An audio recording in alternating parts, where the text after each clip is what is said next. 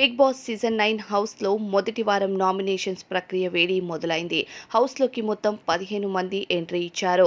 అందులో 6 మంది కామనర్స్ కాగా మిగతా వాళ్ళంతా సెలబ్రిటీస్గా హౌస్లోకి ఎంట్రీ ఇచ్చారు. అయితే హౌస్లోకి వెళ్లిన మొదటి రోజే నామినేషన్స్ ప్రక్రియ స్టార్ట్ చేయాలి అంటూ బిగ్ బాస్ తెలియజేశారు.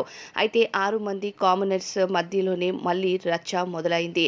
అయితే కామనర్స్ ఆట ఎలా ఉంది అన్నది మనం ఆల్రెడీ బిగ్ బాస్ అగ్ని పరీక్ష షోలో చూసాము. అందులో మాస్క్ మ్యాన్ హరీష్ అలానే మర్యాద మనీష్ కోసం మనకి ప్రత్యేకంగా చెప్పుకోనవసరం లేదు.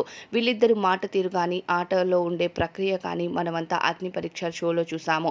అయితే ప్రస్తుతం బిగ్ బాస్ సీజన్ 9 హౌస్లో కూడా వీరిద్దరి మధ్య మొదటి నామినేషన్స్లోని గట్టి తగాపోటీ జరిగినట్టుగా తెలుస్తుంది.